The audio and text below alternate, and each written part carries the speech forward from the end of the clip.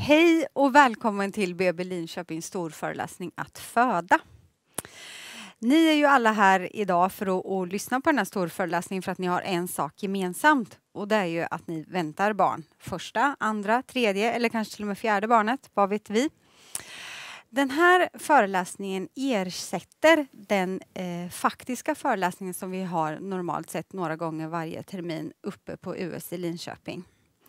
Eftersom vi har en pandemi nu så får vi använda oss av det här medlet istället.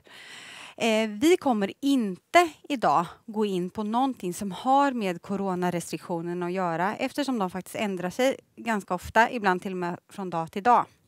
Utan vi får hänvisa till regionens riktlinjer och Folkhälsomyndigheten. Jag heter Lina Broberg och jobbar som barnmorska uppe på förlossningen i Linköping. Och jag heter Caroline Lorentzon och jobbar också som barnmorska på förlossningen och på BB. Dagens agenda ser ni här. Vi tänkte berätta lite för er om hur vi arbetar på förlossningen, vilka det är som jobbar hos oss och hur vi arbetar tillsammans. Vi kommer också prata lite om hur ni kan förbereda er inför er förlossning och vad som händer när ni kommer till oss på förlossningen. Vi kommer gå igenom förlossningens olika skeden och fokus kommer ligga på det normala förlossningsförloppet. Men vi kommer också prata lite kring när förlossningsförloppet avviker ifrån det normala. Och på slutet så pratar vi om smärta och om smärtlindring. Både icke-medicinsk smärtlindring och medicinsk smärtlindring.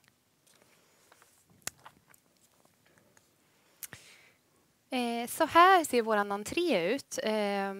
Och vi ligger precis bredvid akutmottagningen. Och vi rekommenderar att ni tar den här utevägen till oss när ni kommer. Att ni inte försöker leta er fram i kulverten utan att ni följer skyltarna mot förlossningen och akutmottagningen.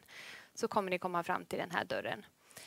Ofta är dörren öppen, så när ni kommer kan ni prova att rycka lite i dörren. Är det öppet så är det bara att kliva in och ta hissen upp till plan 12, för där finns vi. På kvällar och nätter och helger så är dörren låst och då finns det en porttelefon som ni kan ringa på. Så släpper vi in er och ni åker upp till plan 12. Den här bilden då, den blåa pilen som ni ser där ska illustrera en av våra parkeringsplatser som vi har precis utanför entrén. Där kan man stå i 30 minuter. Sen behöver man flytta bilen antingen till parkeringshuset vid norra entrén eller till den här stora parkeringen vid södra entrén. Den röda pilen pekar där mot den entrén som var på bilden innan. Och så här ser det ut när ni kommer upp till plan 12 och in på avdelningen. Tyvärr står det inte alltid två glada barnmorskor och väntar på er där i hallen när ni kommer. Men precis där ni ser att det är lite frostat glas på rutan, där har koordinatorn sitt lilla tillhåll. Och hon sitter oftast i det båset. Om inte annat så är vår expedition precis innanför och vi rör oss alltid runt omkring entrén där. Så att vi har koll på när ni kommer. När ni kommer till oss på förlossningen så är det ju så att det är ni som är i fokus. Allt vårt arbete som vi gör dagligen, 24 timmar om dygnet, 7 dagar i veckan, det handlar om er som blivande föräldrar och om barnet. Och det är ni som är i fokus. Kring er så finns det ett helt team med professionella människor där det finns barnmorskor, framförallt barnmorskor som ni kommer att träffa, undersköterskor. Vi har många väldigt duktiga och erfarna undersköterskor som jobbar hos oss på förlossningen som kommer att kunna ge er bra med råd, gott stöd. Vi har en mycket professionell läkargrupp hos oss också. Det är inte alltid så att man får träffa en läkare när man ska föda barn, utan ibland kanske det är så att man träffar 1 eller 2 barnmorskor och en undersköterska och ingen läkare. Det är helt normalt. Ibland kan det vara så att en läkare behöver kopplas in för att diskutera hur er förlossning fortskrider. Och det behöver inte vara någonting som är något farligt eller någon fara på färde, utan det är så vi jobbar i teamet på BB Linköping. Eftersom vi är ett universitetssjukhus så har vi ganska ofta studenter som är hos oss. Och då är det ju framförallt barnmorskestudenter men också läkarkandidater, alltså blivande läkare. De här barnmorskestudenterna, de är ju alla sjuksköterskor i botten och har ofta jobbat minst 1 år inom vården, ofta längre än så.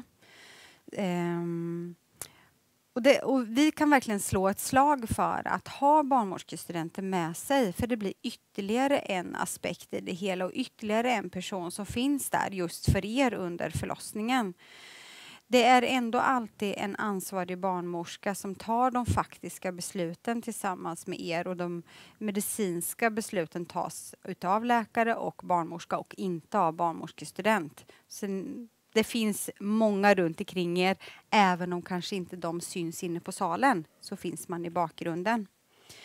Läkarkandidaterna som går hos oss på förlossningen, de går sin sista termin innan de ska ge sig ut i det verkliga yrkeslivet. Så det är också erfarna blivande kollegor som ni kommer att få träffa på.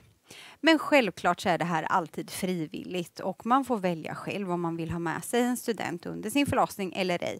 Men som jag sa innan så kan vi rekommendera det, för det brukar vara väldigt, väldigt uppskattat att ha en person till som stöd och hjälp under sin förlossning. Här ser ni en bild på hur vi jobbar i vårt team utanför förlossningssalen. På bilden så har vi en läkare och 4 barnmorskor. Ibland kan det ju vara så att förlossningen stannar upp för att kanske att barnet har ställt in sig lite annorlunda i bäckenet. Det kan vara en av anledningarna som gör att vi behöver diskutera hur kan vi gå vidare, hur står det här barnet, och att vi behöver delge varandra olika råd, tips och våra kompetenser. Det här är ju ingenting som är något hemligt för er, men ibland så blir det lite lättare att vi kanske går utanför salen och pratar med varandra för att sen komma in till er och ge vidare förslag. Hur kan vi jobba vidare under förlossningen? Men som sagt, hela tiden så jobbar vi tillsammans på avdelningen, och även ifall det är en barnmorska och en undersköterska som är ansvarig just för era förlossning, så finns vi alla delaktiga i alla förlossningar och i flera beslut också. Då ska vi gå vidare och prata lite just om hur vi jobbar på förlossningen. Varje arbetspass så finns det en koordinator. Koordinatorn är en van barnmorska som har en arbetsledande roll, kan man säga, under sitt arbetspass. En av hennes främsta uppgifter är att svara i telefon när ni ringer. Så telefonrådgivning är en stor del av hennes jobb. Hon har ju också som sagt en samordnande funktion och fördelar ut de kvinnorna som ska komma in och föda på de barnmorskorna som jobbar just det passet och undersköterskorna. Sen har vi också samarbete med en rad andra kliniker. Först och främst neonatalavdelningen som ligger precis bredvid förlossningsavdelningen. Så vi har både väldigt fysiskt nära dit, men också ett nära samarbete med NEO. Det kan ju vara en bebis som man redan innan förlossningen vet kommer behöva observeras eller vårdas på neonatalavdelningen efter förlossningen. Men det kan också vara barn som efter förlossningen visar tecken på att de behöver lite extra vård eller observeras några timmar eller några dygn på neonatalavdelningen. Och de barnen där man redan tidigare vet att de kommer behöva få vård på neonatalavdelningen, det kan ju vara sådana barn som föds för tidigt, till exempel. Exakt. Eller där man ser på övervakningen under slutskedet av förlossningen att här kommer det nog behöva stöd och hjälp. Mm. Och vi tillkallar NEO-teamet som vi kallar det vid olika situationer under förlossningen. Till exempel om det blir en sugklocka, då finns alltid personal från NEO utanför förlossningssalen ifall att de skulle behövas. Oftast behövs de inte utan kan vända och gå därifrån när bebisen är ute. Men vi vill att de ska finnas på plats då. Förutom NEO så samarbetar vi också mycket med narkosläkarna. Dels är det de som är ansvariga för smärtlindring eller sövning om det skulle vara så att man av någon anledning behöver gå till operation under eller efter sin förlossning. Det är också de som kommer och lägger ryggbedövning om ni önskar det när ni ska föda ert barn.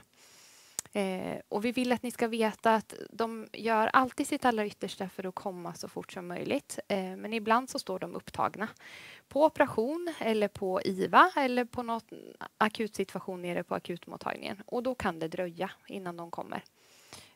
Men deras mål är att komma så fort som möjligt. Vi samarbetar också med andra sjukhus. Framförallt då Vrinnevi sjukhuset i Norrköping. För det kan ju vara så att vi har fullt hos oss eller av någon anledning inte kan ta emot just det när ni ringer in till förlossningen. Och då behöver vi ibland hänvisa till ett annat sjukhus. I första hand är det då Norrköping som vi hänvisar till eftersom det ligger närmast. Och de har ju Norrköping har ju tillgång till era journaler precis som vi har. Kan läsa om hur er graviditet har varit och om det är några speciella önskemål som ni har framfört i journalen där. När vi hänvisar dit så vill vi att ni ska veta att vi gör det för eran skull. För att ni ska få bästa möjliga vård och att det ska finnas en barnmorska, en undersköterska och en läkare som har möjlighet att ta emot er och ge det stödet ni behöver när ni ska föda ert barn. Och vi vet att det här är en liten oro som många bär med sig inför förlossningen. En oro över att bli hänvisade till ett annat sjukhus. Och det är inte ofta det händer, men det händer ibland och det blir bra ändå. Samarbete gör vi också med kvinnohälsan såklart när det gäller kontroller och sådana saker under eran graviditet. Utbildning står det där. Vi går ju på kontinuerliga utbildningar. Vi som jobbar som barnmorskor, undersköterskor, läkare i det här teamet som Lina pratade om tränar eller har övningar där vi tränar tillsammans på sådana situationer som inte uppstår så ofta men som vi behöver vara duktiga på, som vi behöver kunna agera fort när det väl händer. Så där har vi fortlöpande övningar och olika träningssituationer där vi får öva på detta. Kanske du vill ge några exempel på några övningar som vi har? Precis, vi tränar dels på sätesförlossningar till exempel. Det är inte jättevanligt men det händer ibland så då får vi öva på dockor och bäcken och öva kring de här olika handgreppen som man använder sig av i en sätesförlossning. Samma sak med sugklocka tränar vi också och barnövningar har vi där vi tränar på att ta hand om barn som inte mår så bra vid förlossningen som behöver lite extra andningsstöd till exempel när de kommer ut. Sen är ju som Lina sa förut är ju vi ett universitetssjukhus vilket innebär att det bedrivs mer eller mindre alltid forskning på sjukhuset. Så det kan vara så att ni under er vistelse hos oss får en förfrågan om ni vill delta i någon studie. Ni kanske redan har fått den frågan från kvinnohälsan och är inkluderade i en studie när ni kommer till oss. Detta är självklart frivilligt och även om ni har tackat ja till en studie kan ni när som helst välja att avbryta ert deltagande. Såklart. Ja, när ni ringer till förlossningen så är det alltid den här koordinatorn som svarar som Caroline berättade om. Och det är en erfaren barnmorska som har jobbat många år inom förlossningsvården. Vi jobbar ju 3-skift på förlossningen, så alltså morgon, eftermiddag, kväll eller natt. Och då byter man ju koordinator på de här 3-skiften. Många gånger när man ringer in till oss så kan det vara så att det är samma person som man får prata med. Och det upplever vi många gånger från er att ni tycker att det är en trygghet. För ringer man först kanske en gång klockan 8 på morgonen och så svarar Sofia till exempel i telefon. När du ringer sen nästa gång vid klockan 10 då är det Sofia som svarar då också. Då behöver inte du dra hela din historia en gång till. Utan då vet hon om att du finns där och vad ni har pratat om tidigare. Naturligtvis så journalför man alltid vad diskussionen har handlat om också. Men det kan kännas lite skönt för er att få höra samma röst. Det är i alla fall våran upplevelse och det är den feedbacken som vi brukar få. När ska man ringa till förlossningen då? Jo, man ska ringa till förlossningen om man misstänker att förlossningen har startat. Till exempel genom värkar eller om vattnet har gått eller om man får en blödning. Eller om man känner sig osäker kring någon utav de här 3 aspekterna. Ibland så när man väntar sitt första barn så kanske inte alltid är så lätt att veta hur är det när vattnet går. Det har man ju inte varit med om förut. Så man vet inte riktigt hur mycket vatten det ska komma eller hur mycket är en blödning. Är det lite rosa blödning på toalettpappret eller är det som en mensblödning? Då ringer ni och bollar med oss helt enkelt. Om det är så att man har frågor som man inte bedömer som är akuta utan som man tänker att men det här skulle kunna vänta lite. Det förstår vi att det är svårt att avgöra just för dig som sitter där hemma. Men om man tänker att det är i alla fall inte någonting som kanske behöver kollas upp just här och nu, då hänvisar vi gärna att ni ringer till Kvinnohälsan. Där vet vi att det kan vara ibland lite svårt att få tag på dem. Men vi kan också rekommendera att gå in på mina vårdkontakter via 1177 där man kan skriva ett meddelande och då ska personalen på Kvinnohälsan svara inom ett par dygn där. Vi vill ju alltid också att ni ringer till oss på förlossningen innan ni kommer. Även om ni känner er väldigt säkra på att men nu har min förlossning startat. Nu har jag smärtsamma verkar med ganska täta intervall. Jag känner mig säker på det här. Kanske om man är omföderska, om man har fått barn förut, så vill vi ändå att ni ringer det här telefonnumret. För att vi ska kunna ta emot er på allra bästa sätt när ni kommer. Vi vill att ni ska få en bra vård och vi vill att ni ska få ett fint bemötande när ni kommer. Och vi ökar förutsättningarna för det om vi vet om att ni är på väg. Telefonnumret som ni ser här, lägg gärna in det i era telefoner så att ni har det tillgängligt. Förberedelse inför förlossningen. Hur kan man förbereda sig inför att man ska föda barn oavsett vilket barn i ordningen det är? Vi har radat upp några olika små cirklar här kring hur man kan göra för att känna sig mentalt och kanske fysiskt redo inför den kommande förlossningen. Det som vi tycker är det allra viktigaste och det är ju det som är störst markerat här. Det är ju föräldrastödet som vi erbjuder er här och nu. Bara genom att ni lyssnar på Caroline och mig idag så har ni kommit en ganska god väg på den här förlossningsförberedelsevägen som ni ska vandra på. Ni ska dock inte känna att det är att ni måste kunna det här, att det här är ett test, att det här är en tenta som ni ska gå igenom. Utan det här är bara liksom lite råd och lite stöd och att det finns lite någonstans i bakhuvudet kring hur en förlossning kan tänka sig att gå till. Lite vad som kan vara bra att veta, men du ska inte spalta upp att det är precis så här det kommer att bli och det är så här jag ska ha det. Utan ha en tanke kring hur skulle jag önska att det skulle kunna bli. Men ändå ha ett öppet sinne kring att det kanske inte blir precis så som jag förväntat mig. Det kanske blir något annat, men det kan ju också bli bra. Positiva förebilder har vi också skrivit.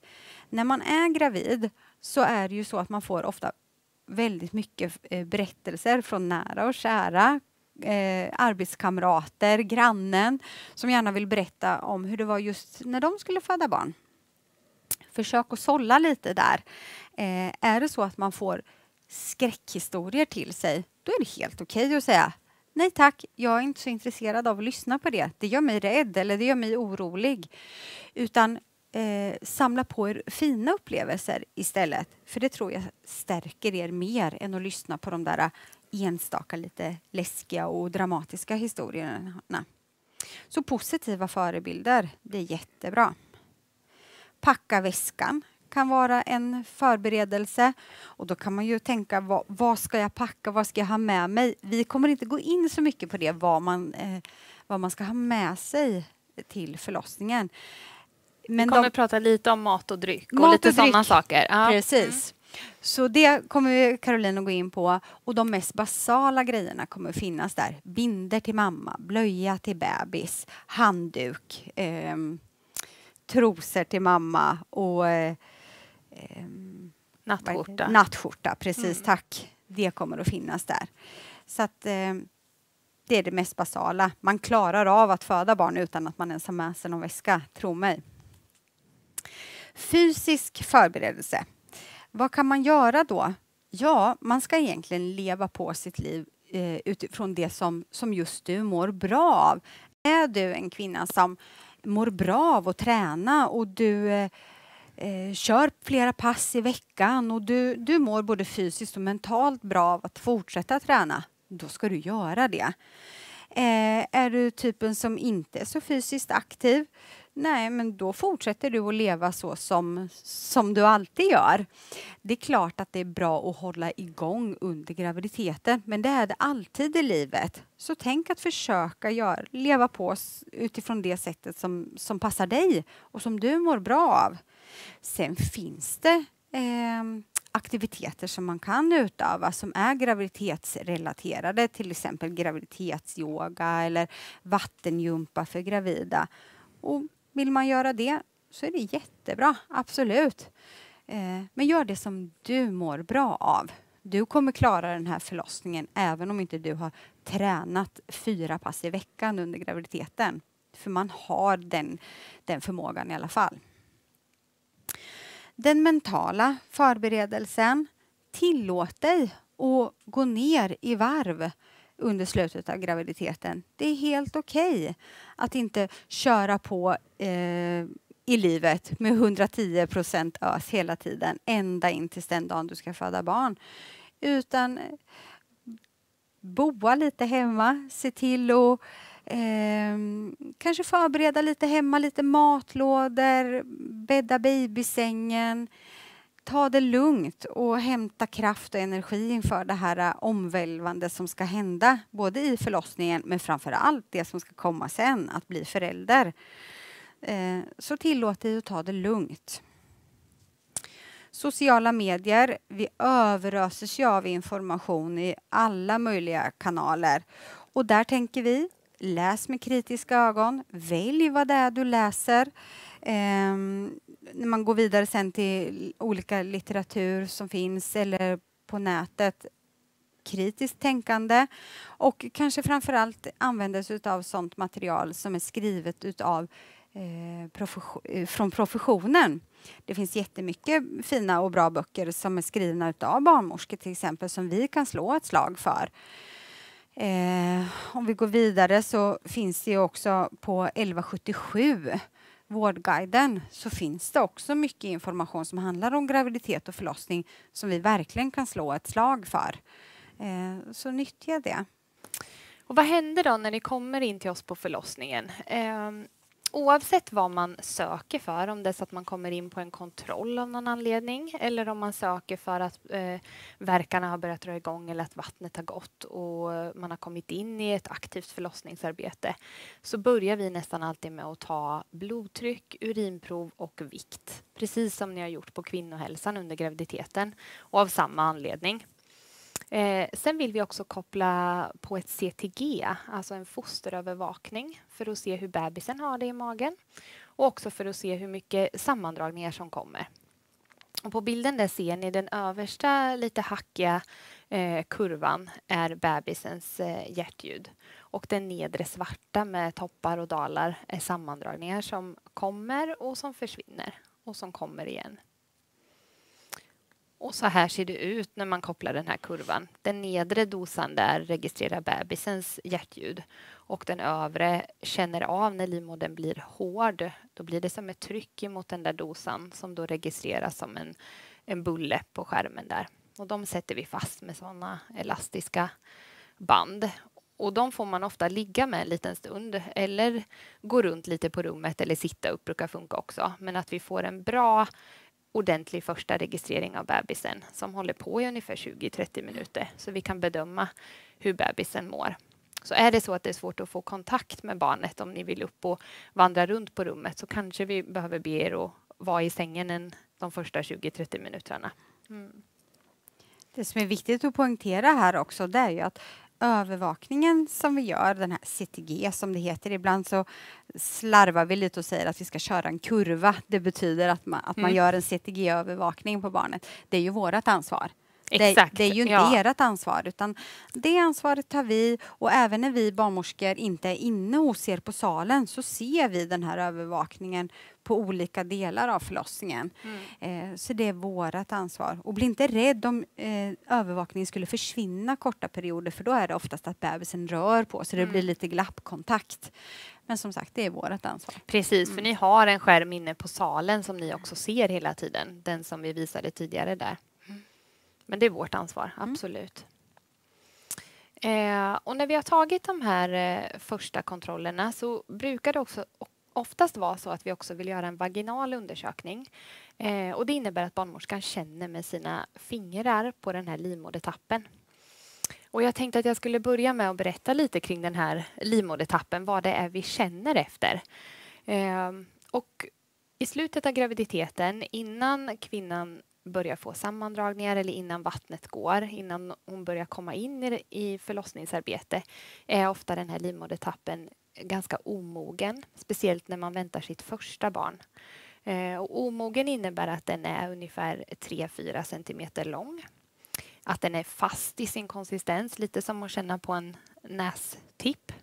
Den ligger bakåtriktad mot kvinnans ändtarm, så den kan vara lite svår för oss att nå när vi undersöker. Det kan vara att man behöver ligga i gynläge eller lägga någonting under rumpan så att man får en annan vinkel på bäckenet och kommer åt lite lättare. Och den är också sluten, alltså att det är stängt in till bebisen. Sen i slutet av graviditeten och när förlossningen börjar närma sig, då börjar det hända saker med den här livmodertappen. Att den börjar mjukas upp, den blir mjukare och mjukare, den börjar successivt att förkortas.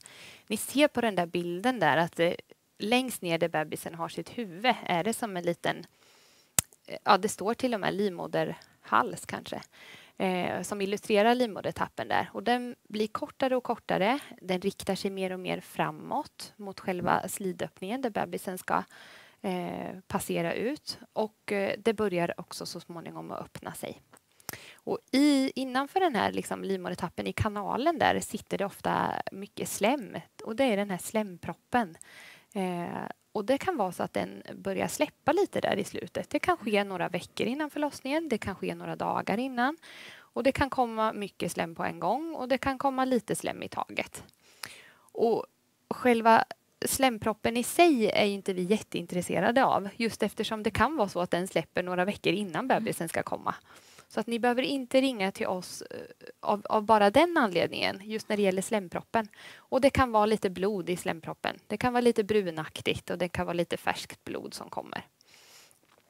Och när vi har gjort den här vaginala undersökningen och känt på livmodertappen och tillsammans med de här andra parametrarna, hur ni mår för övrigt, hur era kontroller ligger och hur mycket verkan ni har och hur ni har det, er förmåga att kunna hantera de här verkarna, så gör vi då en bedömning. Dels vart ni befinner er i ert förlossningsarbete, men också om det bästa för er är att få hjälp med lite smärtlindring och få åka hem igen. Eller om det är så att ni ska stanna kvar hos oss och föda barn. Och det är ju så att det är ju inte helt ovanligt när man väntar sitt första barn att man faktiskt kommer in på en kontroll och sen så får man åka hem igen för att förlossningen har inte riktigt startat, men det är svårt att avgöra det själv hemma. Precis. Och det är svårt att avgöra för oss på telefon också. Och se inte det som ett nederlag, utan det är jättevanligt med första barnet. Och er tid kommer, där ni kommer att vara kvar på förlossningen. Precis. Och det här latensskedet ska vi komma in på nu. Det är ju den här första delen av förlossningen där den här livmodertappen börjar mogna ut. Den förkortas och det börjar att öppna sig. Och det här latensskedet kan ta tid. Precis som alla skeden under förlossningen så är varje skede väldigt individuellt. Vissa kvinnor känner inte av det här latensskedet speciellt mycket utan får ganska snabbt ett etablerat värkarbete med smärtsamma sammandragningar som tilltar i styrka. Medan vissa kvinnor har ett långt latensskede, ett dygn och flera dygn. Och vissa kvinnor har det några timmar och kommer sen in i ett aktivt värkarbete. Så väldigt individuellt. Men att man ska vara förberedd på att det kan ta tid och att det måste få ta tid. Det är liksom ingen del av förlossningen vi kan hoppa över, utan den är där och den behöver finnas där. Under den här fasen så rekommenderar vi att ni försöker vila, få i er att äta och dricka. Inte tänka att ni ska gå igång något värkarbete, springa upp och ner i trappor och så, utan kan ni vila och vara i sängen eller i soffan så är ni det. Känns det inte bra längre helt plötsligt att ligga ner och det känns bättre att vara upp och gå eller sitta, då gör ni det. Så gör det som känns bäst i den fasen. Smärtlindring i form av bad, dusch eller värmekudde brukar funka jättebra i den här fasen. Och även paracetamol, något Alvedon eller Panodil. Och det kan ni ta utifrån det som står på förpackningen. Funkar jättebra när man är gravid. Och det som man behöver allra mest av i det här skedet är tålamod. För det kan ta tid. Ja. Det aktiva skedet då? Det är inte helt sällan som vi har både kvinnor och män som ringer in till oss och frågar, jag vet inte riktigt i vilket skede vi är i nu. Är vi i latensskedet eller är vi i det aktiva skedet? Och det spelar inte så stor roll, för det vet inte vi heller alltid när det går över från det ena till det andra. Utan det som är det viktiga att veta, det är att hur klarar man av att hantera värkarna hemma? Och när man inte kan hantera dem hemma längre, då ska man vara hos oss istället om man vill det. Det som är, det är i alla fall att varje förlossning tar tid och varje förlossning är unik. Det är inget konstigt med ifall förlossningen tar 24 timmar från att värkarna börjar tills bebisen är ute när man väntar sitt första barn. Utan precis som Caroline redan har sagt, det är tålamod, tålamod, tålamod. Så att tillåt er att avsätta den här tiden i livet för förlossningen och stressa inte på den. För att den måste få ta tid. Det är så det är fysiologiskt. När man är i det här latensskedet, som förstås kan vara svårt att avgöra, är jag i det eller är jag inte i det, så är i alla fall vila det primära. Att man inte, precis som Caroline redan har sagt, inte kan gå igång en förlossning. Det är hormoner som styr det, inte aktivitet. Men vart efter förlossningen fortskrider och värkarna blir tätare och mer smärtsamma, så kan man förvänta sig att förlossningen har kommit in i ett aktivt skede. Då är det lite skillnad. Då är det bra att faktiskt försöka komma upp, att vara i upprätt position emellanåt och att försöka röra på sig på ett annat sätt. Många gånger i det här skedet då så är man ju hos oss på förlossningen och då kan vi ge er stöd och råd och tips och ibland kanske till och med att vi måste piska igång er lite för att vara lite mera aktiva. En del kvinnor tycker att det är väldigt skönt att få ligga ner i sängen hela tiden och det kan man göra så länge förlossningen går framåt som vi kan förvänta oss, så kan man göra det. Men många gånger så behöver man vara i lite mer rörelse. Vi ska titta på några bilder här utifrån lite olika positioner som man kan vara, där vi har en kollega som får illustrera det. Här sitter våran kollega på något som kallas för förlossningspall. När man sitter på den så kan man ha sig sin partner eller stödperson bakom sig som man kan luta sig emot. Då är man i upprätt position. Bebisen får en möjlighet att tränga ner i bäckenet, trycka på livmoderhalsen så att den lättare öppnar upp sig. Om man sitter så har man också som sagt sin partner nära som kan ge kärlek och närhet, som också frisätter oxytocin som är det här närhetshormonet och föda barnhormonet som gör att man många gånger också får mer effektiva verkar. Den kan man pröva. Och man kan också föda på den. Absolut. Om man vill. Det är därför Absolut. den är formad lite som en hästsko så att bebisen ska kunna få plats och komma ut där. Sen har vi pilatesbollen som man också kan sitta på. Man kan sitta precis så här som våran kollega sitter nu. Man kan också sitta så att man kan luta sina händer mot sängen till exempel. För då kan man sitta och vila emellan verkarna. En del tycker att det är lite vingligt i början när man sitter på den. Då kan vi eller partner sitta på en stol bakom och hålla i höfterna för att stabilisera lite i början så att man inte sitter och spänner sig. Utan försöka sitta med axlarna långt ner, försöka vara så avslappnad man bara kan i bäckenet. Gärna rulla med höfterna när man sitter på bollen. Det här är ingenting som ni behöver lägga på minnet och komma ihåg nu, utan vi kommer hjälpa er och guida er i det här när ni är hos oss. Så kommer vi att visa er. Nästa bild här så har vi ett så kallat gåbord. Det brukar vara väldigt populärt. Många som vill stå upp tycker att det är skönt att ha någonting att vila sig emot. Som ni ser så står våran kollega stadigt med båda fötterna i golvet. Många gånger när man får ont i andra situationer i livet så vill man gärna upp och stå på tå och man spänner skinkorna och man spänner buken och man spänner hela kroppen. Men står du med fötterna stadigt i golvet så blir det inte på samma sätt att du spänner dig. Utan stå gärna och hålla i det här gåbordet, puta med rumpan, vicka med höfterna även där, precis som man gör när man sitter på bollen. Här kan man också föda barn ståendes. Och ifall du mår bra av det och bebisen mår bra så kan man stå upp och föda. Det är inga som helst problem. Men vi visar och vi hjälper er och variera position. Exakt, man kanske börjar med det ena och sen så tar man nästa och sen så går man tillbaka till bollen och så kan man hålla på sig i flera timmar och byta position. Sen så måste man såklart vila också. Ja. Det är inte så att man är dålig för att man lägger sig ner i sängen emellanåt. Det ska man och det kan man absolut också göra. Men vi hjälper er med det och alternera olika positioner som vi tänker skulle passa dig bäst. Sen har vi en bild här på en förlossningssal. Här har vi ställt in alla de här olika redskapen som boll, gåbord, förlossningspall, sack och säck. Ni ser också i bakgrunden dörren in till badrummet där vi har sittbadkar på de flesta av våra rum. Så där ser ett förlossningsrum ut. Och på alla rum finns det ju dusch, även på de rummen där det inte finns badkar. Så möjlighet till värme och vatten finns på alla rum. Andning och avslappning. Precis som att vara aktiv under förlossningen så är ju avslappningen också jätteviktig. Att man försöker att slappna av emellan verkarna.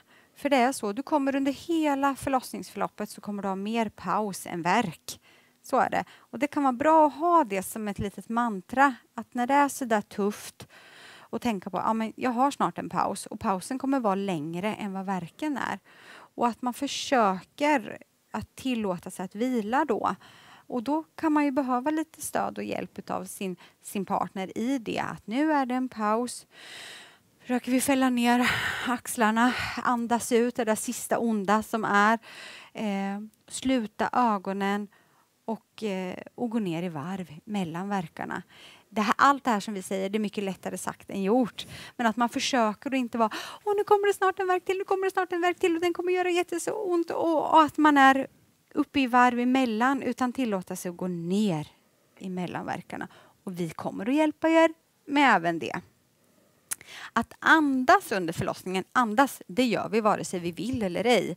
Så många gånger får man höra så här, andas under förlossningen. Ja, andas, det gör vi. Men det handlar lite mer om hur man andas. På 70-talet när jag föddes, då gick min mamma en psykoprofylaxkurs. Och då fick de höra att om man andas på rätt sätt under förlossningen, då kommer du föda smärtfritt. Det gjorde ju att det var ganska många kvinnor på 70-talet som kände sig misslyckade. De kände att det gjorde ju faktiskt jätteont. Då måste jag andats fel. Riktigt så säger vi inte nu. Däremot är andningen ett bra arbetsredskap under förlossningen. Att försöka andas med långa, djupa andetag. In genom näsan, ut genom munnen.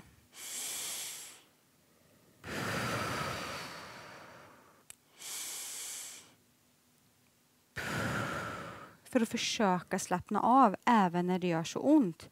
Pröva gärna det hemma. Det finns en oändlig mängd med olika andningskurser och yogakurser och föda utan rädsla på nätet som man kan ta del av.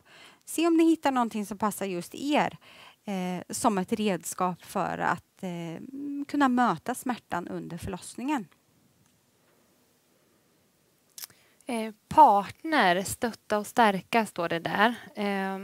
Och på den här bilden så ser vi ju en kvinna som är i ett aktivt verkarbete och som med hjälp av sin partner som både stöttar och stärker henne rent fysiskt, men också genom att vara där, att kanske säga de här orden som ni har tränat tillsammans innan, hjälpa till att hitta tillbaka till den där lugna andningen, att hjälpa till att se, nu är det vila och inte värk. Att ni tillsammans har liksom tränat på de här sakerna kan vara jätteanvändbart under förlossningens förlopp. Och som partner kan det ju ibland, många kommer till oss och känner att de inte riktigt vet vad de förväntas göra. Att man känner sig maktlös över att den man älskar har så ont och man inte kan göra någonting för att lindra det. Men det finns jättemycket saker ni kan göra. Dels som sagt genom att bara vara där på rummet, sitta bredvid, hålla en hand, kanske inte hålla en hand när det inte passar sig att hålla en hand. Det kan vara att ge massage, för beröring och närhet som Lina sa frisätter ju oxytocin och gör att kvinnans kropp kan få förlossningen att gå framåt. Och massage kan också innebära lite mindre skön massage, alltså att man trycker i ryggen, vilket kan kännas jätteskönt under värkarbetet, eller att man håller ganska hårt på kvinnans höfter när värkarna kommer. Så det kan innebära mycket olika saker. Kanske att ni sätter på den här spellistan som ni har gjort tillsammans under graviditeten, eller ta fram det där förlossningsbrevet som ni har skrivit ihop och kanske vissa delar under förlossningen också för er kvinnas talan lite. Om det är så att det är frågor ni har funderat på hemma som hon inte riktigt där och då orkar ta upp eller ställa, men som ni som är med på förlossningen vet är viktigt för henne. Energi och kost, det är också en jätteviktig del under förlossningen. Inte bara under det här latensskedet när man är hemma och man försöker fylla på med energi och vila, utan även under den aktiva delen av förlossningen. Att man får tänka lite att det är som ett maratonlopp som ni båda två ska utföra, fast på lite olika sätt, där ni behöver energi. Vi har allting hos oss på förlossningen när det kommer till kvinnan. Det finns juicer och det finns saft och glass och yoghurt och vi kan göra smoothie och milkshakes och så. Mat finns det såklart också om det skulle vara att man vistas hos oss i ett skede där mat är en bra idé. Ofta är man inte så sugen på kött och potatis när man ska föda barn. Och som partner däremot behöver man ta med sig där man vill ha snacks eller lite matlådor och sådär. Kaffe och te och sånt finns såklart hos oss. Och det man behöver ta med sig är det man tänker att man ska använda när man är på förlossningen, vilket inte är så lätt för er att veta hur länge ni ska vara där. För på BB som läget är just nu finns ingen möjlighet att värma mat eller förvara mat, utan där får man som partner eller medföljande mat och dryck, precis som kvinnan får. Just nu är det så. Det kan komma att ändra sig, men vi nämner det ändå nu så att ni inte tar med er 10 matlådor som ni sen får kasta när ni kommer till oss.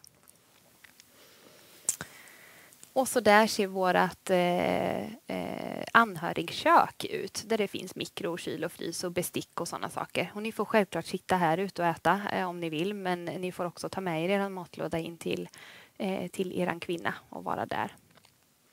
Och nu ska vi lite raskt hoppa vidare till förlossningens slutskede. Det börjar ju där vid nedträningsfasen, och nedträningsfasen är när livmodertappen har öppnat sig, de här dryga 10 centimetrarna. Då ska också barnets huvud tränga ner i ditt bäcken. Det är nedträningsfasen och det är slutskedet av förlossningen. Många gånger så kan man ju tänka att ja, men nu när det är uppe 10 centimeter, ja, nu kommer barnet, nu är det klart här. Det är inte alltid så.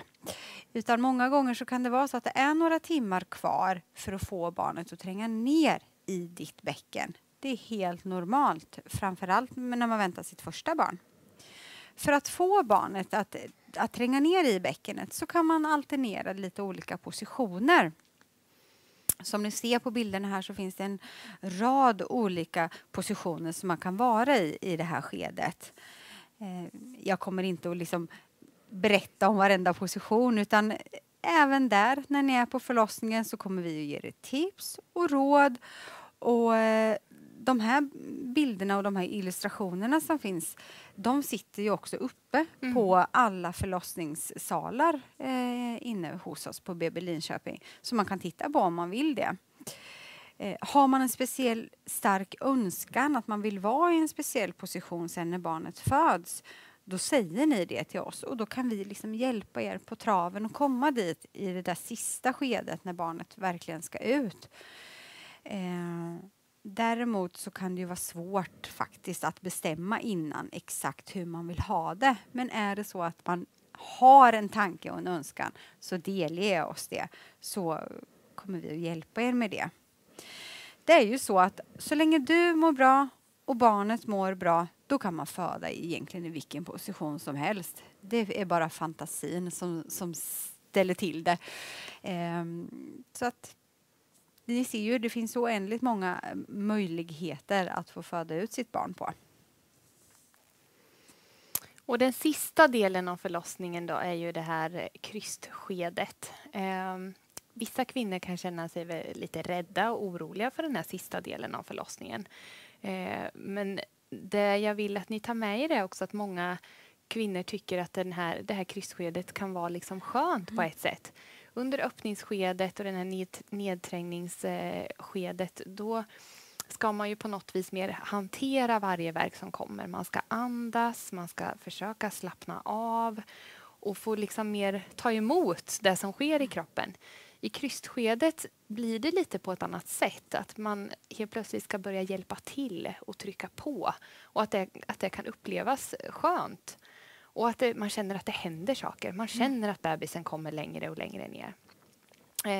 Och det är väldigt olika för olika kvinnor hur tydligt det här krystskedet är. Det här trycket som man känner i slutet av förlossningen av att barnets huvud trycker neråt under värk. Det trycket blir mer och mer intensivt och mer påtagligt. Och många gånger övergår det lite i att kvinnan känner att hon vill hjälpa till att trycka. Eller att det blir som en krysstreflex som man inte kan styra över. Att kroppen tar över lite. Och att det man får göra då är att hänga med och följa med i det där. Den där reflexen som kommer. Och även här, precis som Lina har sagt, så finns vi ju här hos er. Ni är ju inte ensamma inne på rummet i det här skedet när bebisen ska födas och kvinnan börjar krysta. Utan då finns vi där för att stötta och guida. Sen gäller det precis samma sak som tidigare under förlossningen, att det kommer alltid en paus efter verkan även i krystskedet. Och då gäller det att hitta vilan där, ladda upp inför nästa verk. Perinealskydd står det också där, och det är ju någonting vi utövar och håller på alla kvinnor som ska föda barn. Vi kommer använda antingen en varm handduk eller en handske som vi har fyllt med varmvatten. Många gånger upplevs det också som lite smärtlindrande. Kan vara lite lättare att våga trycka på och krysta när man har någonting som håller emot. Och tycker ni inte om det eller att ni tycker att det gör ont och obehagligt, då får ni säga till. Du kanske vill berätta lite mer vad perinealskydd är? Ja, perinealskydd, när man föder barn så finns det ju en risk att man får bristningar. När bebisens huvud framförallt ska födas fram. Och då håller barnmorskan med en hand över perineum, alltså mellangården, mellan anus och slidan. Och även en hand på bebisens huvud för att kunna känna lite med vilket tryck bebisen kommer. Kanske kunna bromsa lite om det går lite för fort. Och det är också där i mellangården som den här handduken eller lite varma handsken placeras. Och en annan del av perinealskydd kan man ändå säga är kommunikationen i slutskedet. Att barnmorskan har en tydlig kommunikation med den som ska föda och guidar även med sina ord hur kvinnan ska hantera de där sista verkarna. att kanske trycka på lite försiktigt eller kanske till och med inte trycka på överhuvudtaget fast att det ofta är det enda ni vill göra i det skedet så att bebisen ska få födas fram lite långsamt just när huvudet kommer. Ibland så kommer huvudet ut först och sen tar värken slut. Och då får man vila och vänta på att nästa värk ska komma och resten av bebisen föds. Och det är inget konstigt om det är så. Och det som också sker i det här sista delen, själva krystfasen, är att kvinnan ofta krystar och tycker att det inte händer någonting. Och man börjar undra, ser ni någonting av huvudet? Och ofta gör vi inte det i början av krystskedet utan det tar en liten stund. Dels att få in tekniken lite hur man ska trycka men också att våga trycka på och lyssna på kroppen där. Men ju längre vi kommer i det här skedet desto mer och mer ser ju barnmorskan och undersköterskan bebisens huvud. Sen är de lite luriga så tillvida att de glider tillbaka lite med huvudet mellan verkarna. Och det finns ju också ett syfte med det att det ska få gå lite långsamt och vävnaden ska hinna töja sig. Och det är ju inte ovanligt att när man ska föda sitt första barn att det kan ta 1 till 2 timmar att krysta. Nej. Det är helt normalt ju. Ja, och det kan ju såklart gå snabbare än den där timmen men det kan också ta längre tid. Och även i det här läget så behöver man kanske ändra position. Man kanske börjar krysta i något läge och känner att nej, men jag får inte till det så här, jag får ingen kraft när jag ligger så här på sidan. Och att man får prova sig fram till den positionen ni trivs bra i och en position där barnmorskan har bra uppsikt över eran mellangård och kan hjälpa er på bästa sätt. Något som vi ofta får till oss också under både graviditet och förlossning när man pratar om det här skedet är ju att många kvinnor säger att de är så rädda att det ska komma avföring. Ju. Och det kommer det att göra. Det är ju så, för det är ju samma muskler som styr krystningen i slidan som också styr krystningen när man går på toaletten och ska bajsa. Så att krystar man med slidan då krystar man också med stjärten och då kommer det lite avföring. Och det försöker vi att inte göra någon stor affär av. Vi torkar bort det, vi kastar det och försök att inte tänka så mycket på det för att det kommer att komma och tänk snarare att det är bra. Kommer det lite avföring då krystar du alldeles helt rätt. Precis, och då händer det saker också. För det tokiga man kan göra då är ju att spänna sig istället. Att försöka hålla inne det där. Och då kommer ju inte bebisen heller ner. Nej, då kniper ni in bebisen också. Och det här med energi kan ju också vara en grej i det här sista skedet, krystskedet, att man känner att jag kommer inte orka. Jag vet inte hur jag ska orka krysta ut det här barnet. För ofta har man ett långt verkarbete bakom sig. Man har sprungit en stor del av det här liksom maratonloppet och är på upploppet nu och känner sig ganska slut. Och vi vet ju av erfarenhet att man orkar. Man gör det. På något konstigt sätt så får både kvinnan och partnern eller den anhörig som är med energi där i slutet av att ni vet att bebisen snart är här. Och även då kommer vi hjälpa er att ta lite saft nu, lite Dextrosol eller lite juice eller vad det nu kan vara så att ni ska orka den där sista biten.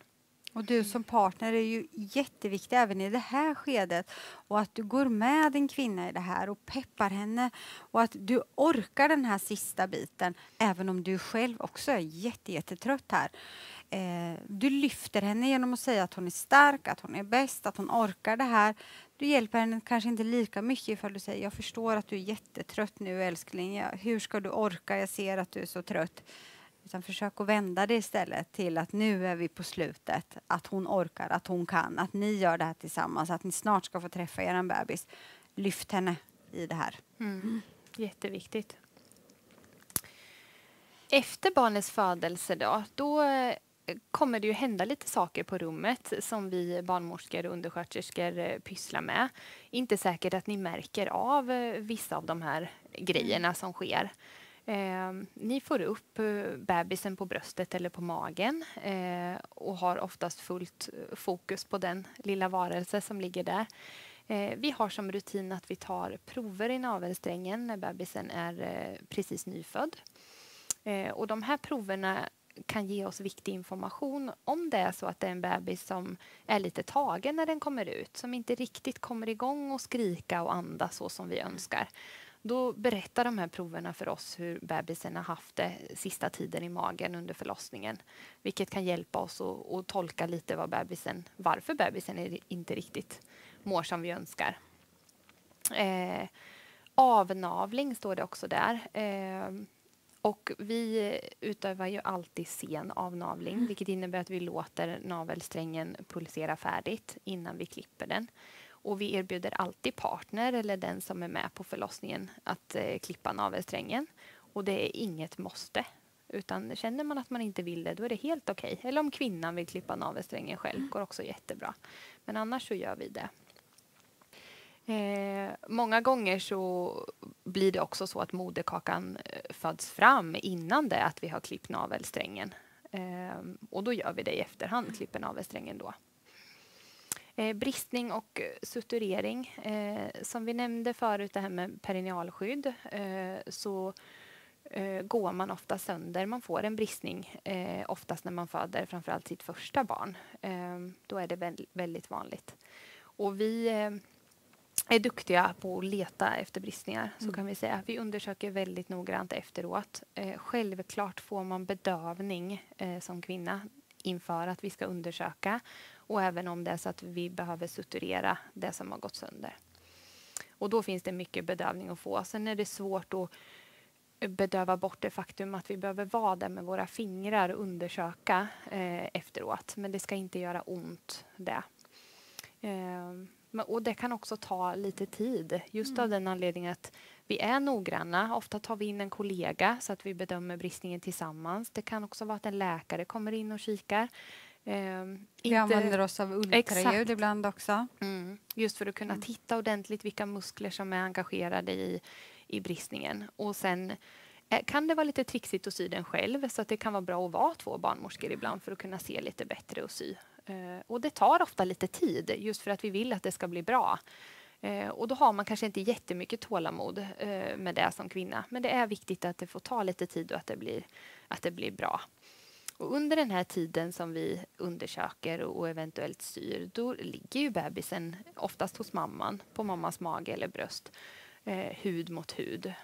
Och vi förespråkar ju hud mot hud, även om det är så att man inte har tänkt att man vill amma sitt barn. Så det är jätteviktigt att ha bebisen nära hud mot hud. För när de är nyfödda så är det mycket de ska lära sig precis när de kommer ut. De ska lära sig att andas själva. Lära sig att hålla sitt blodsocker och lära sig att hålla värmen så att de inte sjunker i temperatur. Och hud mot hud främjar den här processen både när det gäller andning och temp och blodsocker.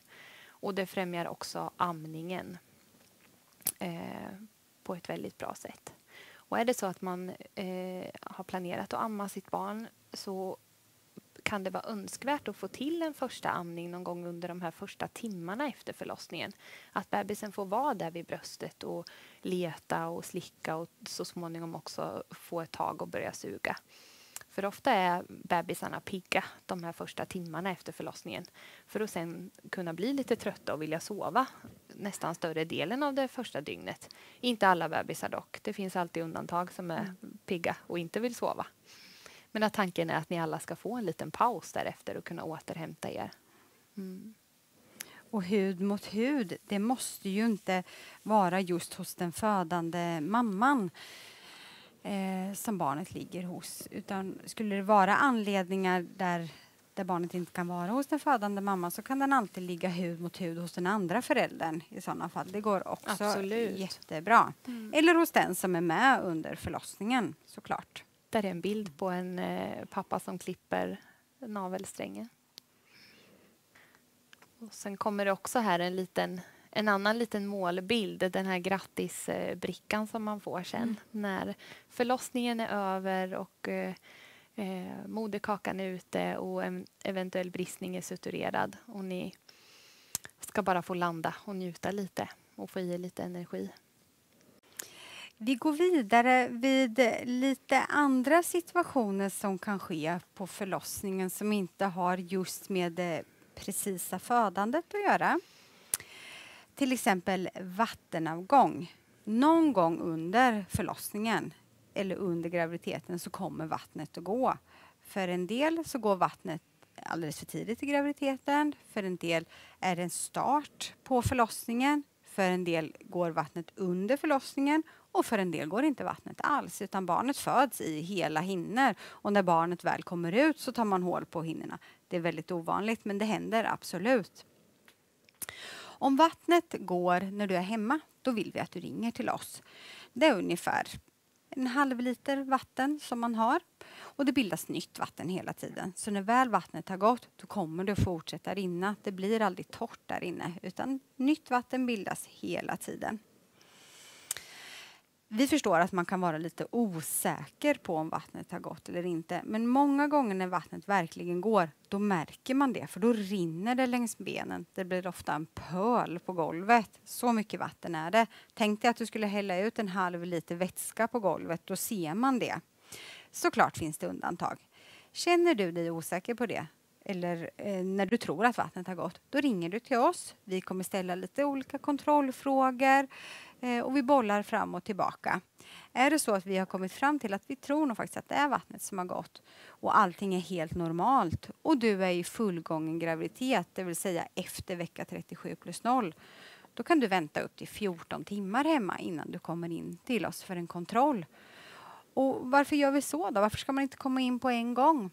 Jo, det är därför att många gånger när vattnet har gått så sätter förlossningsvärkarna igång ganska så snart efter det. Inte alltid, men ganska ofta.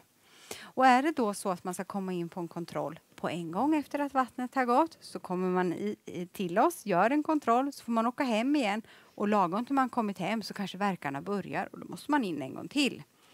Så därför kommer vi att säga att du kan vänta upp till 14 timmar.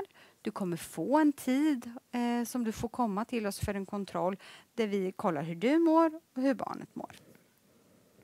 Är det så att vattnet skulle vara missfärgat på något sätt, alltså att det är grönt eller brunt eller det är enkomblod i det, då kommer vi att ta in dig för en kontroll tidigare såklart. Men normalfärgat, alltså genomskinligt, lite lätt rosa, aprikosfärgat, det är helt normalt och då kan man stanna hemma. Prematuritet, det betyder alltså när man föder sitt barn för tidigt, alltså före vecka 37+0. Får man verkar före vecka 37+0, då ska man vara lite snabbare med att ringa till oss.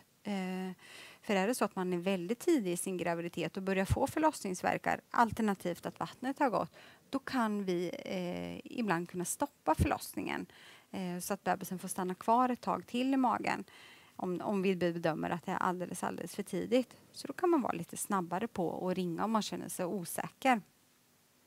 Sen har vi motsatsförhållande till det som är prolongerad graviditet. Och det är alltså att när man går över vecka 41 egentligen hos oss. Då finns det lite olika tankesätt hur man kan tänka kring det. I Linköping så bedömer vi att inga kvinnor ska gå så långt som till vecka 42+0 när barnet är ute. Det finns olika riskfaktorer som man tittar på gällande just dig och din graviditet på mödravården. Och utifrån det bedömer när är sista dagen för dig att komma igång i ett värkarbete. Då kanske det är så att man måste sätta igång förlossningen om du inte har kommit igång spontant innan dess. Det är någonting som man på mödravården gör upp tillsammans med dig. En del kvinnor behöver komma på ett extra besök till oss på förlossningen där man får träffa en läkare och det är en så kallad vecka 41-kontroll där man bedömer när kan man sätta igång förlossningen och ibland så kan man till och med bedöma på vilket sätt ska man sätta igång förlossningen. Men det är väldigt individuellt så man får utgå ifrån hur det är just för dig när det är läge. Men igångsättningar på förlossningen det har vi varje dag och det som vi vill skicka med er om det är så att man blir igångsatt så är det ha tålamod även där, räkna med flera dagar hos oss. Ja. För vi är ju där och petar lite på naturen och din kropp har ju inte riktigt förstått att den ska komma igång i ett eget verkarbete och då får man ha lite mer tålamod för att få den att förstå att ja, men nu är det faktiskt dags att föda barn. Och det som också blir då vid en igångsättning är att hela det här latensskedet sker ju hos oss på förlossningen istället för hemma där man kanske duschar och badar och vankar runt lite och äter och dricker. Det får ni göra hos oss istället då. Och då kan det ju upplevas ännu längre än vad det hade gjort om man hade varit hemma. Vändning av barnet. Ibland är det så att man har en liten unge som väljer att ligga med stjärten neråt istället för att ligga med huvudet neråt. Då erbjuds man en vändning i runt vecka 35, vecka 36 där. Och då börjar man med att göra ett ultraljud och se att barnet är normalstort och att moderkakan har de funktionerna som den behöver ha. Ser man att allting ser helt normalt ut så får man komma till oss på en bestämd dag där man försöker att få barnet att vända sig. Och då börjar man med att man gör en sån här CTG-övervakning som vi pratade om förut. Man får en kanyl i armen där man får ett läkemedel som gör att livmodern din slappnar av. När det är klart så kommer en doktor att försöka få barnet att göra som en liten volt utifrån, alltså på din mage, ha sina händer och få barnet att vända sig från stjärten till huvudet neråt. Det ska inte göra ont, men det är klart att det är obehagligt. Man är där och provocerar. Och det som många kvinnor tycker är väldigt obehagligt är ju det här att man känner att man drar mot huden på dig på magen. Men det är du som styr. Säger du stopp, nu behöver jag en paus, nu klarar jag inte mer, då är det stopp. Det är du som bestämmer. Men vändningar är jättevanligt. Som sagt, det gör vi i princip varje dag hos oss på förlossningen. Och ungefär 60% av alla vändningsförsök som vi har lyckas vi med att vända ner från ett säte till ett huvud. Och de gånger där det inte lyckas så har man ju 2 alternativ att föda sitt barn i då. Antingen med ett planerat kejsarsnitt. Det andra alternativet är att man ska föda sitt barn i säte. Och då får man även där göra ett ultraljud för att kontrollera storleken på barnet. Och man gör också en bäckenröntgen på dig för att se att du har tillräckligt stort bäcken för att kunna föda ut det här barnet. Om man uppfyller de här kriterierna och man sen kommer igång ett eget verkarbete, alltså att man inte blir igångsatt, då finns det inga ökade risker med att föda ett barn i säte. Man ska dock känna sig trygg med det som födande. Det är jätteviktigt. Men vi har god erfarenhet av sätesförlossningar. Annars hade vi inte erbjudit det hos oss. Så att det kan man göra i sådana fall. Annars blir det som sagt ett planerat kejsarsnitt. Och i Östergötland så utförs alla planerade kejsarsnitt i Norrköping. Avvikande förlossningsförlopp ska vi gå in på lite nu. Sugklocka står det högst upp där. Det har säkert de flesta av er hört talas om. Kan kännas lite läskigt. Många kvinnor och partners uttrycker en viss rädsla inför det här med sugklocka. Det är ju så här att i vissa fall behöver vi ta hjälp av en sugklocka. Det är ett hjälpmedel vi har att ta till för att hjälpa bebisen att födas. Ni ser en sugklocka på bilden där. Det är alltså som en liten sugpropp som man skapar ett vakuum med hjälp av en liten apparat som rullas in på rummet. Så fäster man den koppen på bebisens huvud. För att man ska kunna använda sig av en sugklocka så behöver den här livmoderhalsen vara helt öppen. Bebisen behöver ha kommit ner den här sista biten i förlossningskanalen och ha ställt in sig på ett bra sätt. Det är också så att kvinnan behöver hjälpa till att krysta. Det är inte bara att vi kommer och drar ut bebisen, utan när kvinnan har en värk då krystar hon precis som hon har gjort tidigare, och en läkare är det då som hjälper till med hjälp av den här sugklockan och drar i den och hjälper bebisen lite ytterligare.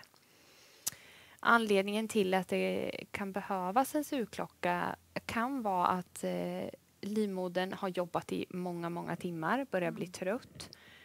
Kvinnan är trött. Värkarna är inte riktigt så effektiva som vi bedömer att de behöver vara. Men att bebisen egentligen verkar ha det bra där inne. Men att det är livmodern som inte riktigt orkar. Då kan man behöva hjälpa till med en sugklocka.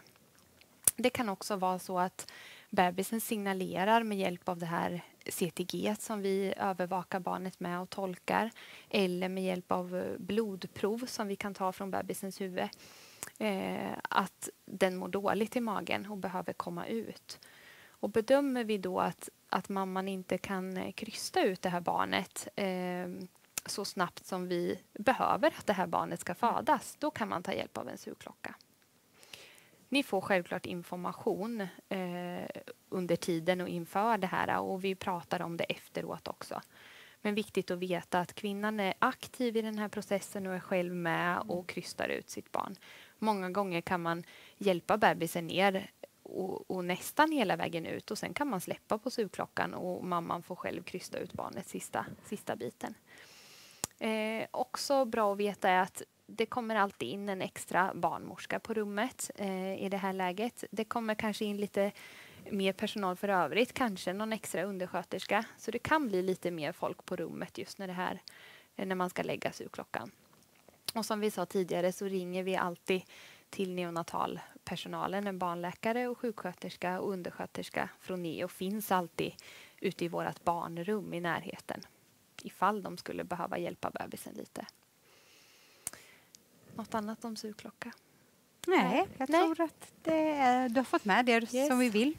Svinterruptur. En svinterruptur innebär ju att kvinnan har fått en större typ av bristning som engagerar någon eller båda av de här ändtarmsmusklerna, svintrarna som vi har runt ändtarmen. Det finns en yttre svinter som vi kallar för externa svintern, och sen finns det en inre intern svintermuskel. Och när man föder barn och får en större bristning, då kan det vara att antingen en av de här musklerna eller båda påverkas och alltså går sönder. Både delvis eller går helt sönder när man föder barn.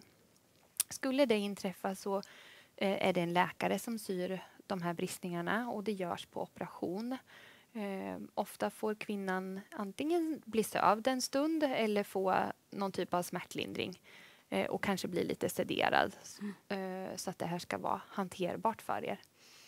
Det som är bra med att sy de här bristningarna, anledningen till att vi syr dem på operation, är att det finns bättre förutsättningar för den som ska sy bristningen. Det finns bra belysning och operationspersonal som kan hjälpa till och sådär. Och också bättre möjlighet med smärtlindring och sövning för er del.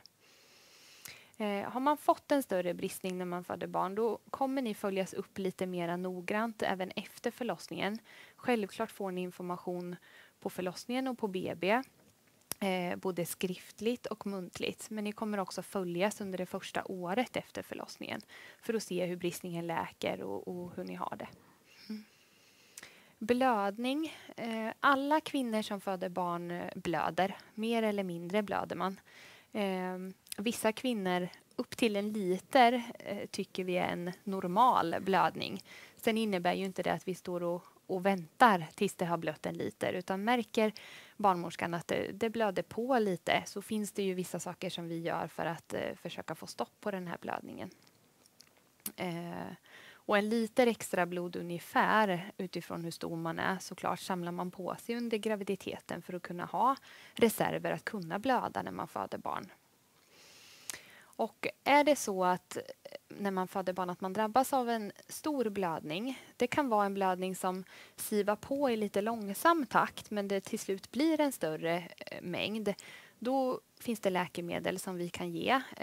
Vi behöver också klämma och trycka på er livmoder för att känna att den drar ihop sig ordentligt efter förlossningen. Det kan också vara så att det kommer in mer folk på rummet och hjälper till och ger läkemedel och klämmer på magen och så.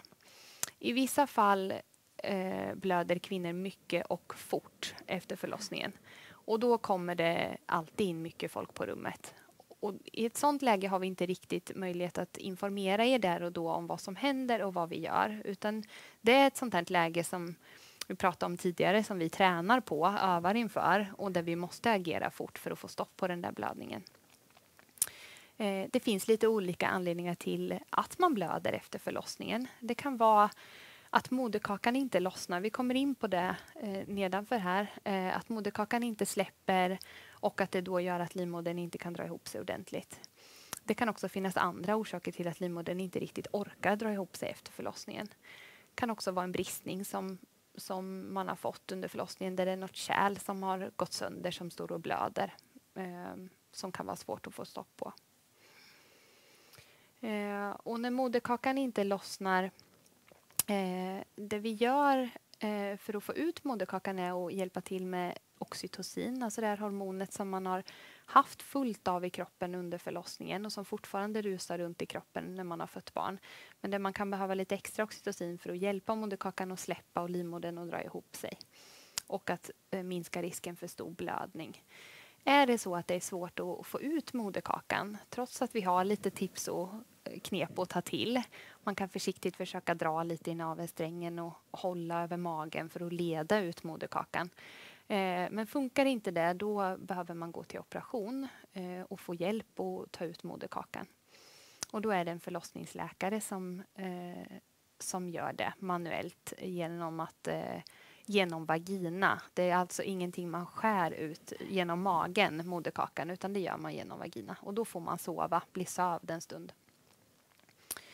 Man skulle ju rent tekniskt kunna göra det här inne på en förlossningssal, men det är för smärtsamt för er att man gör det, så man behöver bli sövd och det är därför man kommer över till operation. Precis. Och då kan det också vara så att det går lite raskt, att ni upplever att nu är det lite bråttom och även om det inte blöder så vet vi att det finns en ökad risk att det ska börja blöda om moderkakan sitter fast. Så ofta är det ganska snabbt efter som man får gå till operation när beslutet väl är fattat. Det är inte efter några timmar utan det är då inom det närmaste. Barn som mår dåligt vid födelsen, ibland har vi ju sett via det här CTG eller laktat att man har tagit prov på bebisen och sett att den visar tecken på lite syrebrist i det där sista skedet av förlossningen. Och då kan det ju vara så att vi tar hjälp av en sugklocka för att bebisen ska födas lite snabbare. Och då tar vi ju alltid hjälp av neopersonalen som sagt som finns på plats. Det som händer inne på salen då är att den som har varit er ansvariga barnmorska under förlossningen alltid stannar kvar med kvinnan som har fött inne på salen och att det kommer en annan barnmorska och hjälper bebisen ut till ett barnbord eller barnrum som vi har inne hos oss på förlossningen. Det kommer en bild här på själva barnbordet i mitten med all utrustning runt omkring och sen är det personal från neonatalavdelningen som ni ser står runt omkring där. Och Neo ligger ju som sagt vägg i vägg med oss och de är snabbt på plats om det skulle vara så att en bebis behöver lite extra stöd och vård efter förlossningen. Och vi vill gärna att partner eller den anhörig som är med på förlossningen följer med bebisen ut och är med bebisen ute vid det här barnbordet. Medan personal stannar kvar hos mamman. Många gånger när man behöver ta ut bebisen till det här teamet som står och väntar så kommer bebisen tillbaka till den födande mamman ganska så snart. Bara allt har stabiliserat sig. Det är det absolut vanligaste att det är så det går till. Ibland skriker de redan på vägen ut när man går ut med dem. Och då kan det vara så att man ändå vill gå ut och observera bebisen en kortare stund och sen kan gå tillbaka till mamma. Det finns ju lite andra förlossningsförlopp också som frångår det absolut det vanligaste och det mest normala. Sätesförlossning. Jag gick in lite grann på det tidigare, att man måste liksom kvala in för att få föda sitt barn i säte. Och har man gjort det, om man uppfyller alla de här kriterierna som vi pratade om förut, så kan man ju föda sitt barn i säte. När man väl då har kommit igång i ett förlossningsarbete så måste förlossningen fortskrida normalt hela tiden. För man kan ju inte lägga en sugklocka på ett säte. Man kan enbart lägga en sugklocka på ett huvud och inte på en stjärt. Så förlossningen måste gå framåt som vi förväntar oss hela tiden. När det sen är dags för att man ska föda, när man börjar krysta, då kommer det vara lite mera folk på salen.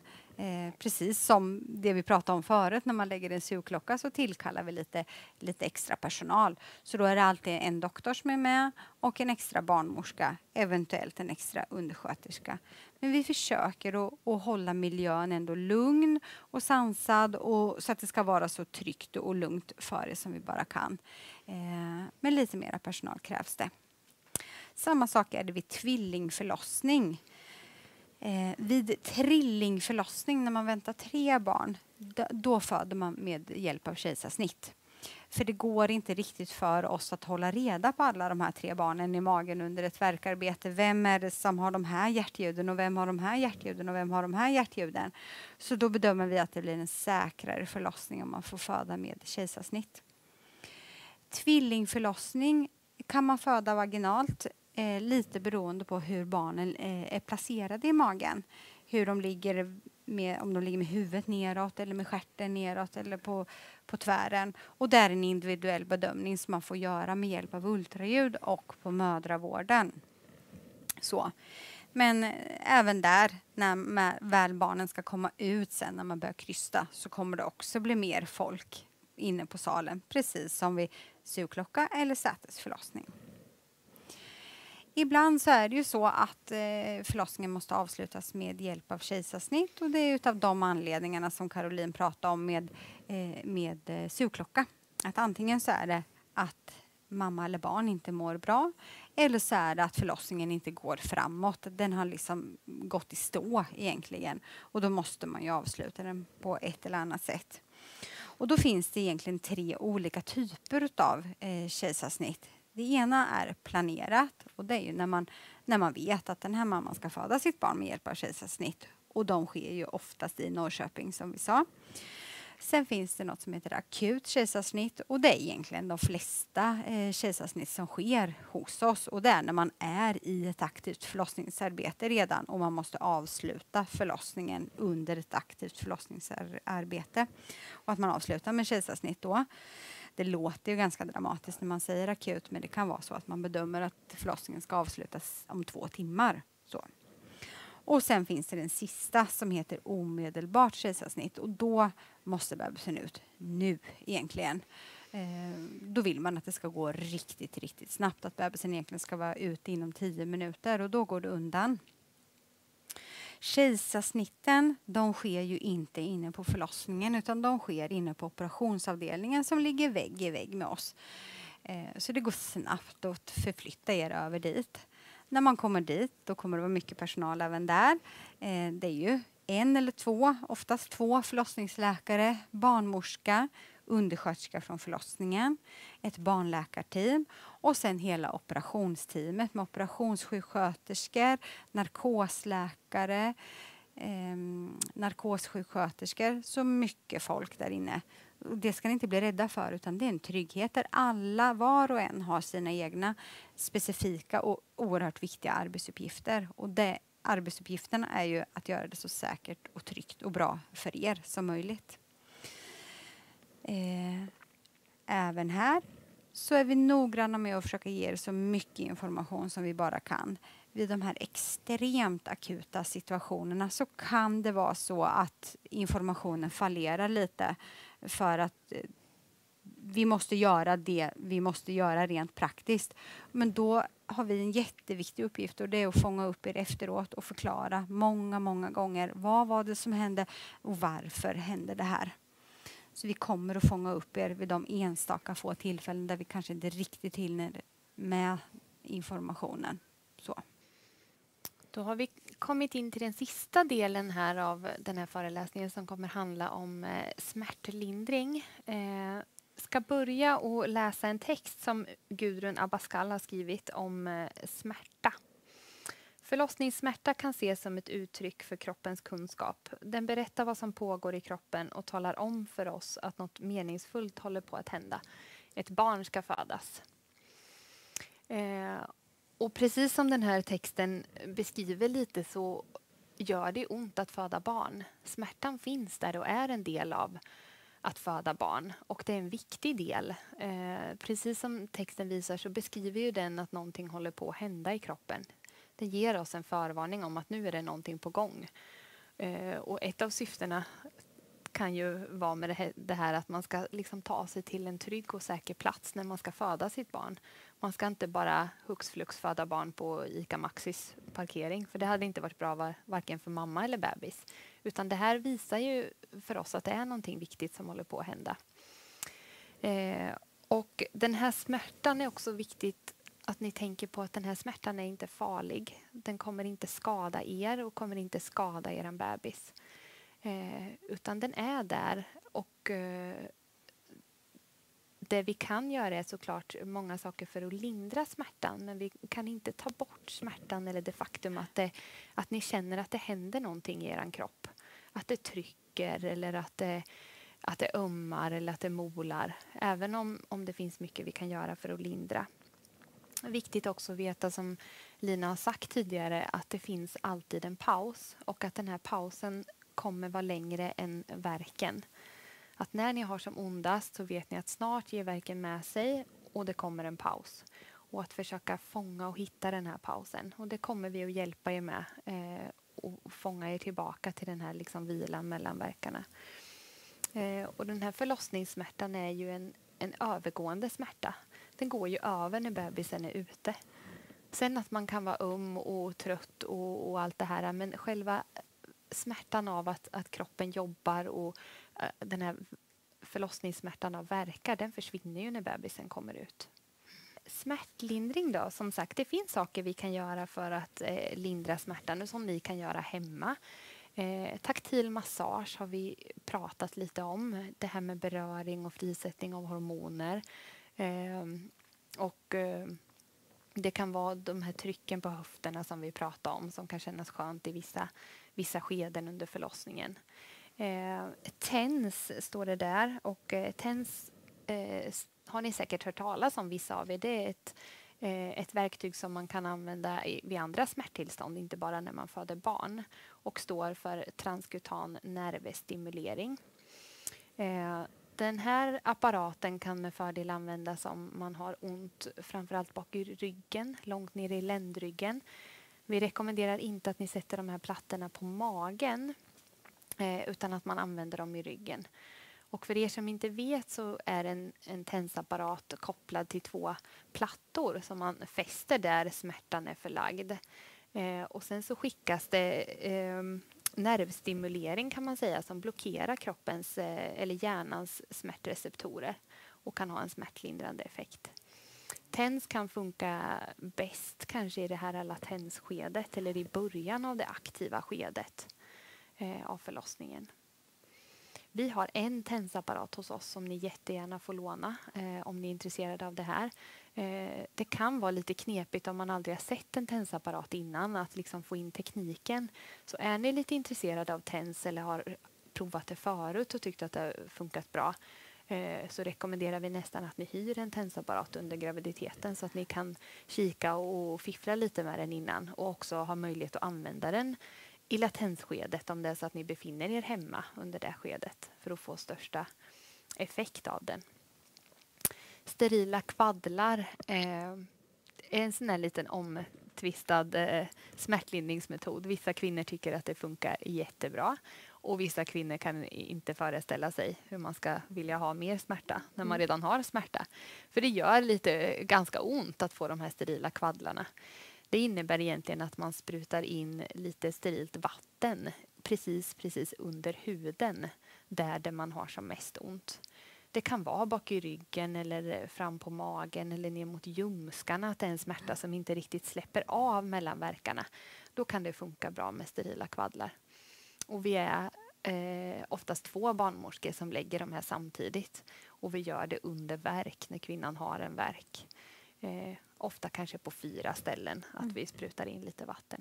Och det här kan funka jättebra, och det kan funka jättebra några timmar. Sen kan det vara att man behöver fylla på, för kroppen tar ju upp det här sterila vattnet till slut. Värme har vi ju pratat lite om, och det här med dusch och bad tidigare. Curapax står det där. Och det är sådana värmekuddar som vi har hos oss på förlossningen. Som en kudde som vi fyller med vatten, så det blir som en gelé liknande massa i. Och den kan man värma flera gånger i mikron. Så be oss jättegärna om det. Det kan ni aldrig fråga för många gånger om, utan be oss om ni vill ha den där kudden värmd. Egna värmekuddar och rispåsar och sånt kan ni med fördel använda hemma under latensskedet. Men ni behöver inte ta med dem in till förlossningen. För av hygienskäl så kan vi inte värma dem hos oss, utan spara dem hemma. Så får ni värmekudde hos oss när ni kommer. Vattenförlossning står det längst ner där. Vi bistår ju hemskt gärna vid vattenförlossning hos oss. Tyvärr, de här badkaren som vi har är inte så anpassade för att föda barn i. Så det är inte att rekommendera om det inte bara råkar bli så någon gång ibland. Men annars så, om ni är intresserade av vattenförlossning, så prata med er barnmorska på Kvinnohälsan kring detta och få information om hur ni kan gå tillväga för att hyra en pool. För det är det man får göra då, hyra en pool och ta med sig till oss. Sen bistår vi som sagt mer än gärna vid själva förlossningen i vatten om ni önskar det. Det finns också, värt att nämna, att det finns vissa kriterier som vi vill att ni ska uppfylla för att det ska bedömas vara säkert med en förlossning i vatten. Så det kommer man också få prata om med sin barnmorska. Sen kommer vi vidare till den medicinska smärtlindringen. Medicinsk smärtlindring, grunden till det kan ju vara paracetamol, alltså Panodil eller Alvedon, som Caroline pratade om förut, att man gärna kan ta när man är hemma och är i det här latensskedet. Då är det ju 1 gram var 6:e timme, precis som det står på paketet, och det är bara att följa de instruktionerna. Men det är jättebra att använda sig av det hemma, så gör väldigt gärna det. När man kommer sen till oss och man märker att men nu hjälper inte den här typen av smärtlindring längre, den här icke-medicinska som Caroline pratade precis om, eller med Panodil, att man känner att nej, men det här gör för ont och jag vill ha någonting mer som kan lindra.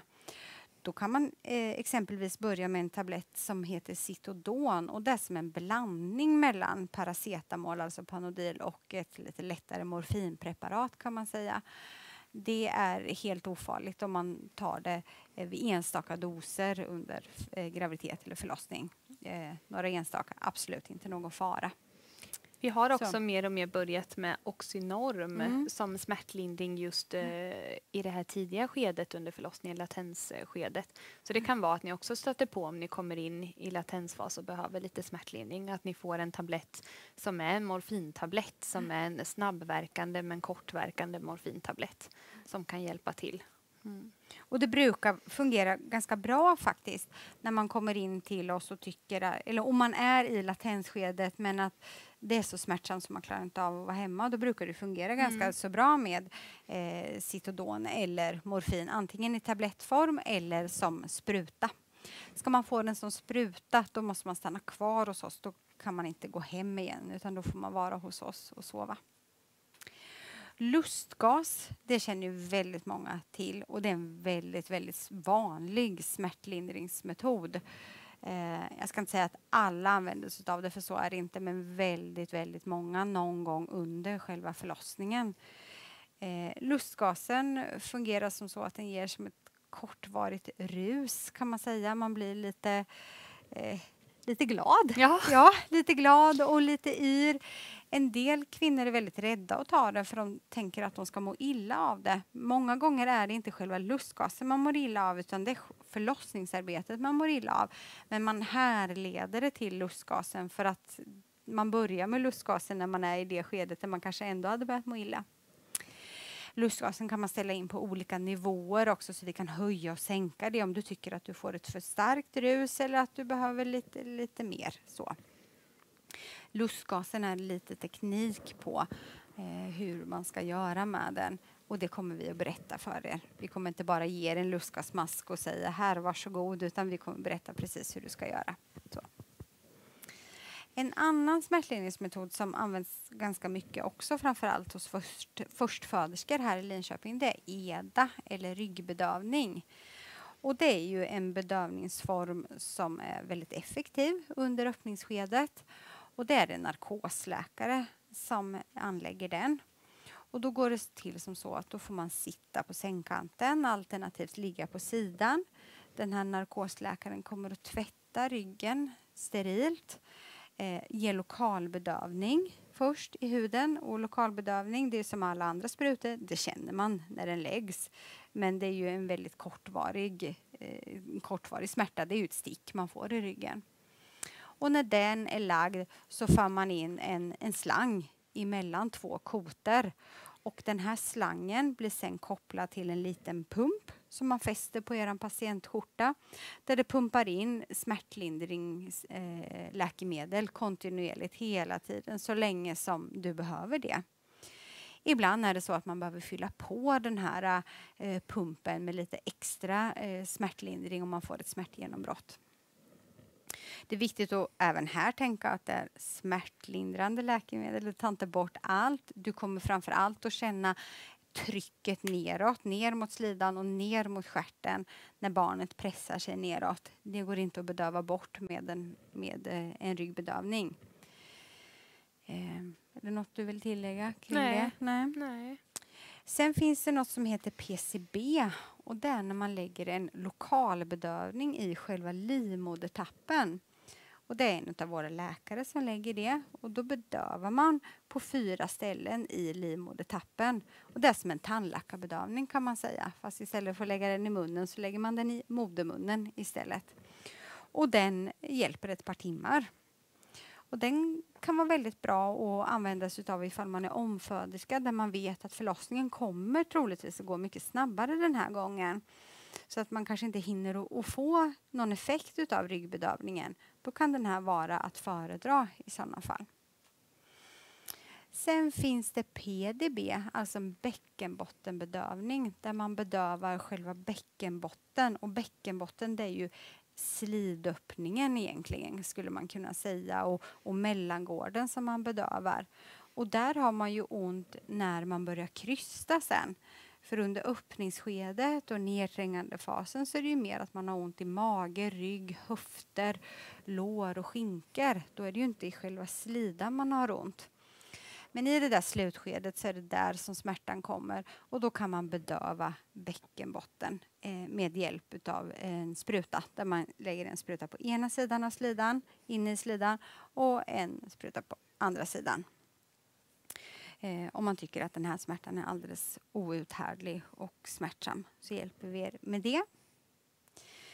Men precis som det med allting som vi har pratat om idag gällande smärtlindring, positioner, hur man vill föda sitt barn. Så försök att inte bestämma er så mycket just här och nu. Utan se det här som förslag att så här kan det bli. Och så pratar vi mer om det när ni kommer till oss och det är dags att föda ert barn. För det som vi återkommer till hela tiden det är ju att du kommer ju ha pauser mellan dina verkar och vi kommer kunna prata med varandra och kommunicera. Och det är så viktigt och vi vill det så gärna. Och vårt önskemål det är ju att ni ska få en så bra förlossningsupplevelse som vi bara möjligt kan ge er. Och era önskemål de ska vi göra allt för att kunna tillgodose. Så vi vill ju egentligen säga tack så mycket för oss och den här stunden.